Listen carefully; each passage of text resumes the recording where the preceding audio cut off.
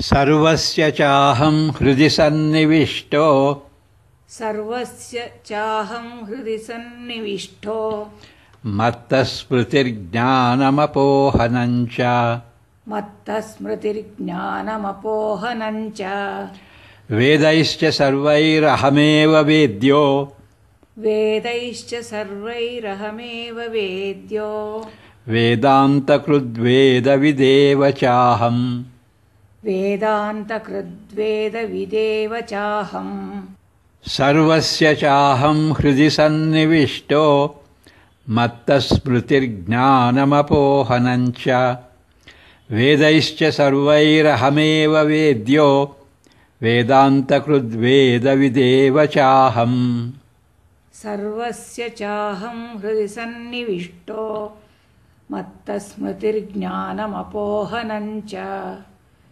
वेदैश्च सर्वैरहमेव वेद्यो वेदान्तकृद्वेदविदेव चाहम् I am seated in the hearts of all beings. Memory, knowledge, and forgetfulness spring from me.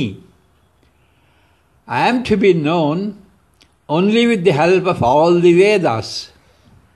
I have established the tradition of Vedanta, and I am also the knower of Vedic content. ನಾನು ಪ್ರತಿಯೊಬ್ಬರ ಹೃದಯದಲ್ಲಿಯೂ ಅಂತರ್ಯಾಮಿಯಾಗಿ ನೆಲೆಸಿದ್ದೇನೆ.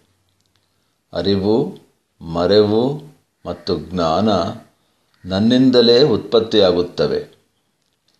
ಎಲ್ಲ ವೇದಗಳ ಸಹಾಯದಿಂದ ಮಾತ್ರ ತಿಳಿಯಬೇಕಾದವನು ನಾನು. ವೇದಾಂತದ ಕರ್ತೃ ನಾನು. ವೇದಗಳನ್ನು ತಿಳಿದ ವೇದವೇತ್ತನೂ ನಾನೇ.